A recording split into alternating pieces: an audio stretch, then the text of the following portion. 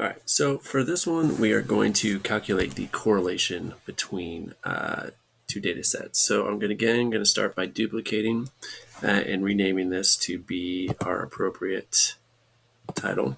So this is lesson 12 correlation.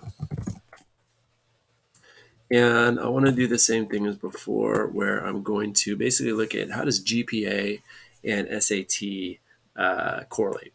And so I'm going to sort my data. And I'm going to say it has a header row, and I'm going to sort by GPA. No, sorry, I want to combine, and I'm going to sort there. So I have all these values. So basically, what I'm looking at is how do these two correlate when I'm looking at them together. So to do that, I'm going to calculate this actually by hand to start, and then use a built-in function to help me with the formula because it's hard to remember. I have downloaded an image, and I'm going to basically just upload that. So it's on my desktop. I called it correlation formula, and there it is. So that's what I'm going to try to build. It looks like a lot, but we can actually pick it apart. We can see over here, it's the sum of the z-score for the x times the z-score of the y over n minus 1. So I'm going to do this to start to say z score for GPA. And so GPA z-score is equal to, in parentheses, this thing on the top.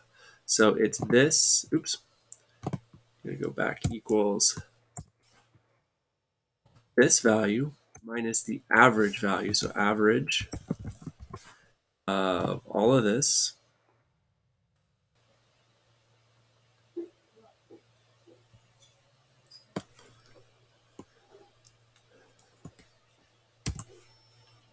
divided by the standard deviation of the same range.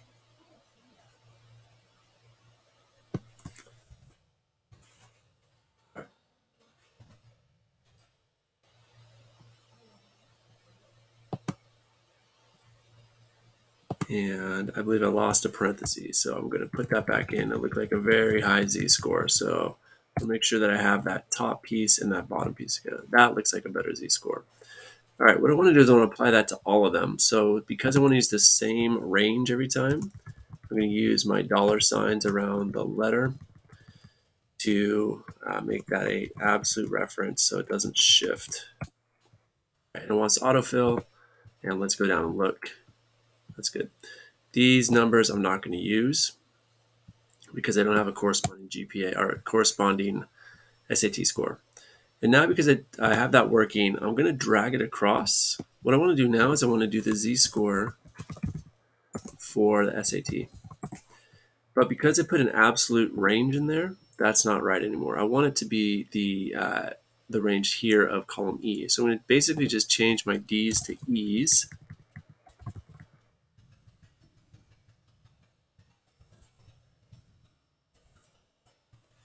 And before I autofill, I'm going to make sure that this is in the right cell. So let's see. I have that SAT minus the average for that divided by the standard deviation for that, and that looks like an appropriate z-score. And then I can just double click in this corner and it'll autofill the rest to that line. So it'll go down basically as long as there's data. All right, now what I want to do is I want to calculate, this is z-score, I'm going to say z GPA times z SAT. And it just equals this times this, and then again I want to autofill that all the way down. So that's the multiplication part of that. Those zeros I don't need. All right, the summation is I add those all up. So I'm going to say correlation calculated equals sum of this.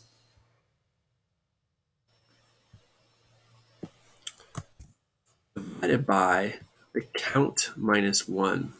So there is a count function divided by count of same section minus 1, and then I need to again put that in parentheses because I want to divide the whole thing by that value. All right, we got a number. So we have that value, and now what we can actually do is there's a built-in formula within Google Sheets. So it equals Corel, and then basically I just give it the data. So I'd say what I'm interested in is this data here, comma, this data here, and not surprisingly, it's the same value. So there you go. That's how you can calculate correlation. You obviously don't have to build it every time. You can just use the built-in piece, but I wanted you to see kind of where it comes from, that it's just taking these z-scores, adding them up, and then dividing by n minus 1.